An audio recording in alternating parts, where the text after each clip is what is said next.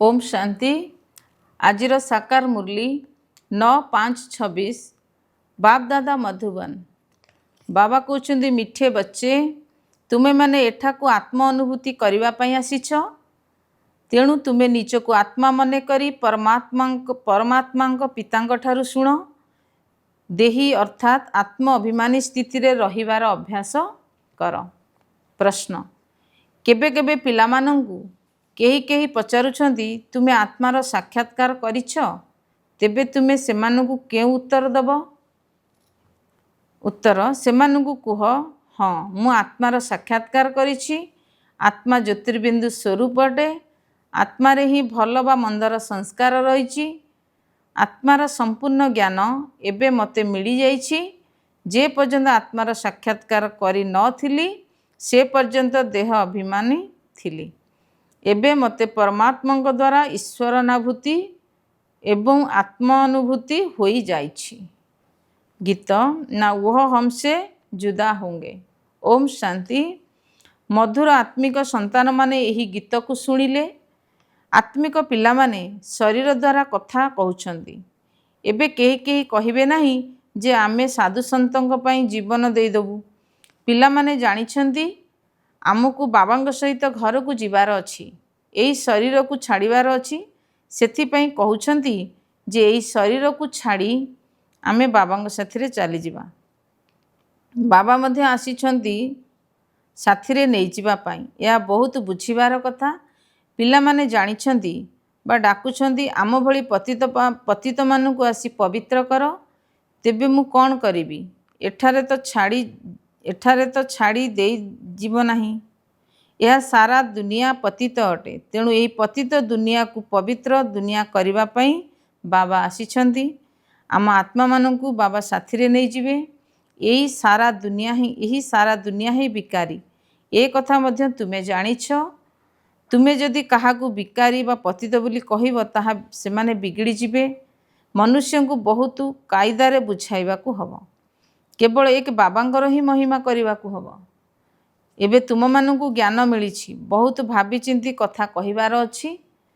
जेउठी लेखुच ओलटा प्रश्न जोठी देखुच ओलटा प्रश्न करुछंती, तेबे कुह मु एते भल भाबरे जानी नाही। आमर बड़ भौणी आसिले उत्तर देबे। तुमे कहूछ शिव बाबा बुझाउछंती। भगवान उवाच, मनुष्य समस्ते पतित अटंती, भगवान तो पतित होई पारिबे नाही। पतित मानू समस्ते डाकुछंती कारण निजे पतित अटंती। देहधारी मानू भगवान कुहा जाई परिबो नाही। भगवान निराकार शिवं को ही कुहा जाउछि। शिवंकर मंदिर तो बहुत अच्छी। प्रथमे जदि यही कथा को बुझीजिबे तेबे स्थायी भावरे रही पारिबे। प्रथमे कुह शिव भगवान उवाच। शिव बाबा कहउछंती जे केवल मते मने पकाओ, तांकर निजर शरीर नाही। ब्रह्मा विष्णु शंकरंकर मध्य निजर सूक्ष्म शरीर अच्छी, जहा कि स्पष्ट भावे देखि हब। शिव बाबा को देखि हब नाही, तांकु ही कुहा जायछि परमपिता परमात्मा। तुमे मध्य कहिब मु आत्मा गोटिए शरीर छड़ी आउ गोटिए शरीर धारण करुछि। तुमे निज आत्मार साक्षात्कार करिछ। भक्ति मार्ग रे साक्षात्कार करिबा पई नवधा भक्ति करिथांती, किंतु भक्ति मार्गर आत्मा केबे हेले आत्मार साक्षात्कार करि नाहांती। ताहा की प्रकार जिनस ए कथा बिल्कुल जानी नाहांती। केवल कहउछंती आत्मा निराकार अटे। कथावार्ता तो आत्मा करि थाए, संस्कार मध्य आत्मा रे रही थाए। आत्मा बाहरी गला परे ना आत्मा ना शरीर कथा कहि परिबो। आत्मा बिना शरीर किछि करि परिबो नाही। प्रथमे तो आत्मा को जानिबा को हबो, तेबे बाबांग द्वारा बाबांगु चिन्हिबा जानि परिबे। आत्मा को परमपिता परमात्मा साक्षात्कार किपरि होई परिबो? मनुष्य तो निजको ही जानी पारु नाही बा देखि पारु नाही। जदिओ कहउछंती चमकता है अजब सितारा, अर्थात भ्रुकुटी मझिरे गोटे विचित्र तारका चमकुछि, किंतु ए कथा काहाकू जणा नाही जे आत्मारे 84 जन्मर पाठ निर्धार्य होई रहिछि। मनुष्य बिल्कुल देह अभिमानी होई रहउछंती। एबे बाबा कहउछंती देही अभिमानी हुआ, निजको आत्मा मने करी मो द्वारा शुण। शुणिला वाला आत्मा अटे, तेणु आत्मा को शुणाइला वाला परमात्मा ही अटंती। मनुष्य को मनुष्य ही बुझाई थांती। आत्मार ज्ञान कहारी को जना नाही। एथिपाई कहा जाए प्रथमे आत्मा को जान, आत्मा अनुभूति कर। आत्मा निजे ही कहूछि मु आत्मा अनुभूति किपरि करिवि। ए कथा कौन काहाकू जना अछि जे आम आत्मारे किपरि सारा अभिनय भरा हुई रही। साधु सन्यासी आदि केही भी शुणाई परिबे नाही। बाबा को ही आसी आत्मानुभूति कराइबाकू पड़ुछि। बाबा कहउचंदी निजको आत्मा भाव एवं मते मने पकाओ, मोठारु शुण। आत्मा एवं परमात्मा जेतेबेले मिसिबे तेबे जाई एई भली कथावार्ता होई परिबे। दुनिया को ए कथा जना नाही जे परमपिता परमात्मा केबे आसीबे, किपरि आसी बुझाइबे। न जानिबा कारणरू मतभेदरे आसी जाइछंदी। सेमानंकर आधार सबु शास्त्र ज्ञान उपरे रहिछि। बाबा कहउचंदी से सबु माध्यमरे ना तुमे मते अनुभव करि परिबो ना निजको अनुभव करि परिबो। मनुष्य तो कहि देइछंती आत्मा ही परमात्मा। ए भली कहिबा द्वारा कौन होउछि? आत्मा को केबे पतितरु पवित्र करि परिबो? त्रिकालदर्शी किए करिबो? आउ केही भी आत्मा परमात्मा ज्ञान देई परिबे नाही। सेथिपई तुमे कहूछ जो आत्मा माने निजर पिता को जानी नाहंती सेमाने नास्तिक अटंती। सेमाने पुणी कहउछंती जो माने भक्ति करू नाहंती सेमाने नास्तिक। तुमे माने भक्ति करू नाह, तुम पाखरे बहुत भल भल चित्र रहिछि। चित्र सम्मुखरे ही बुझा जाउछि। केही जदि विश्वर मानचित्र देखि नथिबे तेबे तांको कोन जणा थिबो जे लंडन केउठी अमेरिका केउठी। जे पर्यंत शिक्षक बसी ताकू मानचित्र द्वारा न बुझाइछंती सेथिपई तुमे माने एही चित्र सब तैयारी करिछ, किंतु विस्तार रे केही मध्य बुझी परिबे नाही। सूर्यवंशी माने एभली राजधानी केउठार प्राप्त कले? पुणी चंद्रवंशी माने किपरि पाइले? कौन से माने सूर्यवंशी सहित लड़ई कले? तुमे बुझाउछ समस्त एक बाबा ठारू ही संपत्ति मिलुछि। सूर्यवंशी चंद्रवंशी तो विश्वर मालिक अटंती। अन्य धर्मर अन्य कौनसी धर्म ही सेतेबेले न थाए, तेणु लड़ई करिवार प्रश्न ही उठुनाही। एबे तुमे जानुछ आमे विश्वर मालिक होउछु।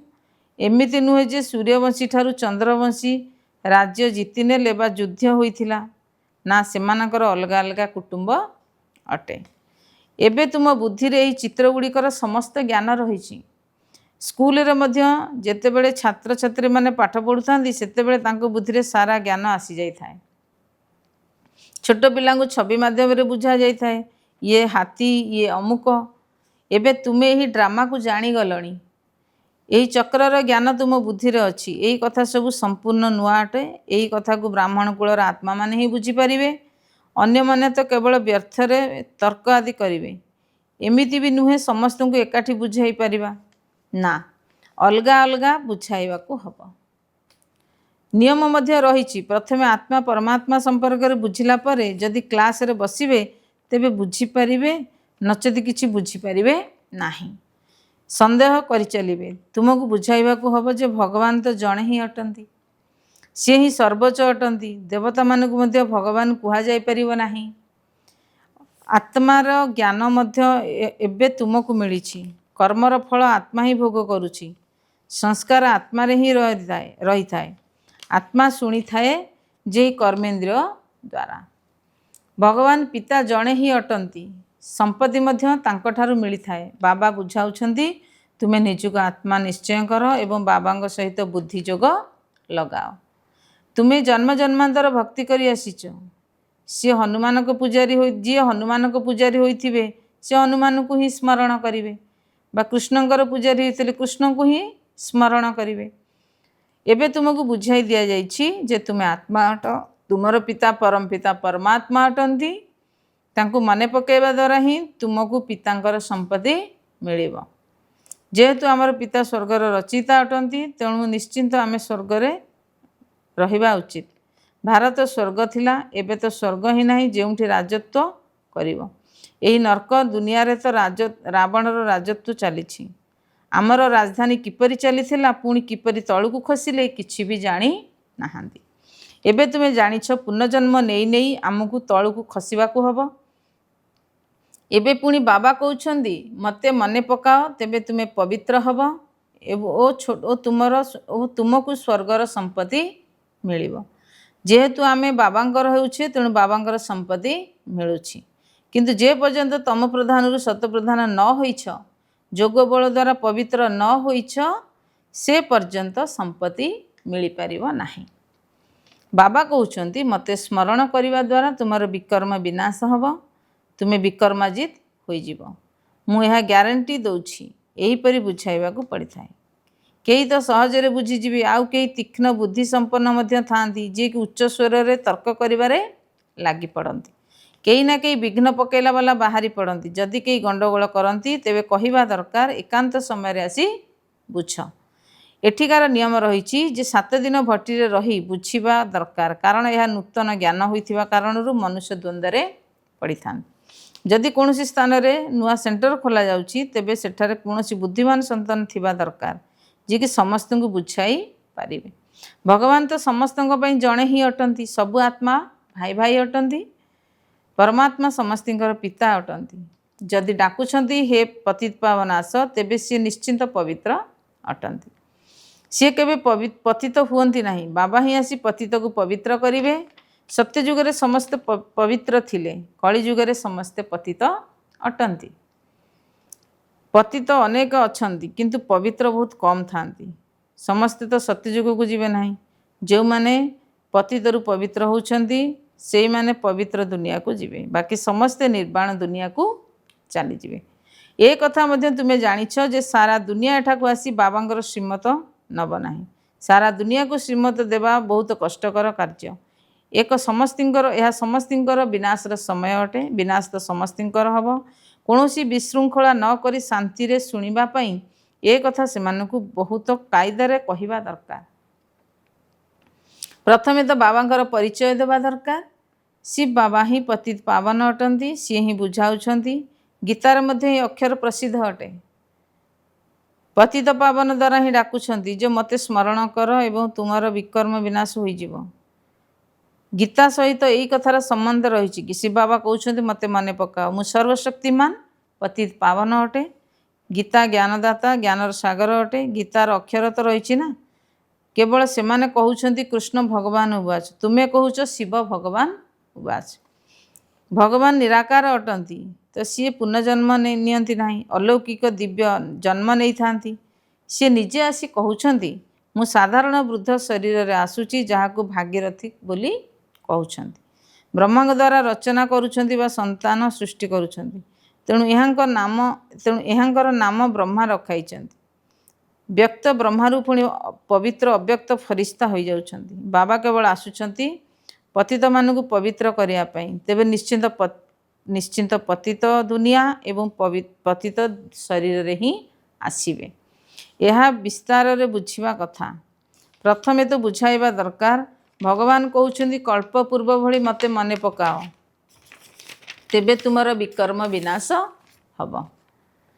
ପତିତରୁ ପବିତ୍ର ହେବାକୁ ପଡ଼ିବ। ଗାୟନ ମଧ୍ୟ କହୁଛନ୍ତି ହେ ପତିତ ପାବନ ଆସ। ଗଙ୍ଗା ତ ଏଇଠାରେ ଅଛି। ତୁମେ ପତିତ ପାବନ କହି ଡାକୁଛ, ତେବେ ନିଶ୍ଚିନ୍ତ ଅନ୍ୟ କେଉଁ ସ୍ଥାନରୁ ଆସିବେ। ପତିତ ପାବନ ଆସୁଛନ୍ତି କେବଳ ପତିତରୁ ପବିତ୍ର କରିବାର ଅଭିନୟ କରିବା ପାଇଁ। ବାବା କହୁଛନ୍ତି ତୁମେମାନେ ପବିତ୍ର ଥିଲ, ପୁଣି ତୁମ ଆତ୍ମାରେ ବିକାର ରୂପୀ ଖାଦ ମିଶିଯାଇଛି, ଯାହାକି ଯୋଗ ବଳ ଦ୍ୱାରା ହିଁ ବାହାରିବ। ତୁମେ ପବିତ୍ର ହୋଇ ଘରକୁ ଯିବ, ପୁଣି ପବିତ୍ର ଦୁନିଆକୁ ଆସିବ। ପତିତ ଦୁନିଆର ବିନାଶ ହୋଇଯିବ। ତେଣୁ ଏହା ଯାହା ବୁଝାଯାଉଛି ତାକୁ ଭଲ ଭାବରେ ଧାରଣ କରିବାକୁ ହେବ। ଆମେ ତ କେବଳ ସର୍ବୋଚ୍ଚ ବାବାଙ୍କର ମହିମା କରୁଛୁ। ବେହଦର ବାବା ବୁଝାଉଛନ୍ତି ତୁମେ 84 ଜନ୍ମର ଅଭିନୟ କରି କରି କେତେ ପତିତ ହୋଇଯାଇଛ। ପ୍ରଥମେ ପବିତ୍ର ଥିଲ, ଏବେ ପତିତ ହୋଇଯାଇଛ। ପୁଣି ସ୍ମୃତିର ଯାତ୍ରାରେ ରହିଲେ ତୁମେ ପବିତ୍ର ହୋଇଯିବ। ଭକ୍ତି ମାର୍ଗ ଆରମ୍ଭରେ ତୁମେ ସିଡ଼ିରେ ତଳକୁ ତଳ ଖସିଛ। ଏହା ତ ବିଲକୁଲ ସହଜ କଥା। ଏଇ କଥା ପିଲାମାନଙ୍କ ବୁଦ୍ଧିରେ ପକ୍କା ହେବା ଦରକାର। ସକାଳୁ ସକାଳୁ ଉଠି ବିଚାର ସାଗର ମନ୍ଥନ କରିବା ଦରକାର। ପୁଣି ଯିଏ ବି ଆସିଲେ ତାକୁ ବୁଝାଇବା ଦରକାର। ମୁରଲୀର ମୁଖ୍ୟ ପଏଣ୍ଟସ୍ ନୋଟ୍ କରି ତାକୁ ପୁଣି ପୁନରାବୃତ୍ତି କରିବା ଉଚିତ। ଏହାଦ୍ୱାରା ହୃଦୟ ମଧ୍ୟରେ ପକ୍କା ହୋଇଯିବ। ପ୍ରଥମେ ମୁଖ୍ୟ କଥା ହେଲା ବାବାଙ୍କୁ ମନେ ପକାଇବା। ବାବା ହିଁ କହୁଛନ୍ତି ମନ୍ମନା ଭବ, ମୋତେ ମନେ ପକାଅ, ତେବେ ବିକର୍ମ ବିନାଶ ହେବ। ଏବେ କର ବା ନ କର ତୁମ ଇଚ୍ଛା। ବାବାଙ୍କର ଆଜ୍ଞା ତ ମିଳିଯାଇଛି। जदि पवित्र दुनिया को जीवार अच्छी तेबे पतित दुनिया रे बुद्धि लगाइबा उचित नुहे। विकारग्रस्त होबार नहीं, ज्ञान तो बहुत मिल जाइछि। अच्छा, मीठा मीठा शिखिले दे संतान मानक प्रति माता पिता बाप दादांकर मधुर स्नेह संपन्न शुभेच्छा एवं सुप्रभात। आत्मिक पितांकर आत्मिक संतान मानक नमस्ते, आत्मिक संतान मानकु आत्मिक पितांकु नमस्ते नमस्ते बाबा नमस्ते। धारणा पाई मुख्य सारांश। 1 नंबर, सकाळु सकाळु उठी विचार सागर मंथन करने को हब। बाबा जहाँ शुणाई सेगुड़ी को नोट करी पुनरावृत्ति करने को हब एवं अन्य मानू शुणाइबा को हब। समस्त को प्रथमे बाबांकर परिचय देवा को हब। 2 नंबर, पवित्र दुनिया को जीवाक हेले निजर बुद्धि जोग एही पतित दुनिया ठारू विच्छिन्न करी देवा को हब। आजिर वरदान। नंबर 1, व्यवसायी होई गोटे गोटे सेकेंड रे बा संकल्प रे रोजगार जमा करुथिबा पदमपति भव। नंबर 1, बिजनेसमैन अर्थात व्यवसायी तांकु कुहा जीवो जे सर्वदा निजकू बिजी अर्थात कार्य व्यस्त रखिबार उपाय जानिथिबो। बिजनेसमैन अर्थात जहार गोटे संकल्प व्यर्थ रे जाऊ नथिबो, प्रत्येक संकल्प रे रोजगार होथिबो। जेपरि से बिजनेसमैन माने गोटे गोटे पैसा को कार्य रे लगाई ताकू पद्मागुण करि दियंती, सेहीपरि तुमे माने मध्य निजर गोटे गोटे सेकेंड रे बा संकल्प रे रोजगार करी देखाओ, तेबे जाई पदमपति होई जीवो। यह द्वारा बुद्धिर भटकिबा बंद होई जीवो एवं व्यर्थ संकल्पर अभियोग मध्य समाप्त होई जीवो। स्लोगान। जो माने मागिला वाला अटंती से माने केबे भी खुशी रूपक संपत्ति रे भरपूर होई परिबे नाही। अव्यक्त इशारा। सर्वदा अचल अटल एवं एकरस स्थितिर अनुभव कर। सर्वदा मास्टर सर्वशक्तिमान आसन उपरे स्थित रहिला वाला ही अचल अटल रही थांदी। बाप दादा कहउछंती पिला माने तुमर शरीर पछके चली जाओ किंतु खुशी न जाओ। टंका पैसार तो ता तुलन रे किछि भी नुहे। जहाँ पाखरे खुशी रूपिक संपत्ति अच्छी ता पई कोनोसी कथा बड़ नुहे एवं सदा सहयोगी सेवाधारी पिलामानंक साथिरे बाप दादा मध्य रही थांदी, सेथि पई भय करिवार कोनोसी कथा नाही। ओम शांति।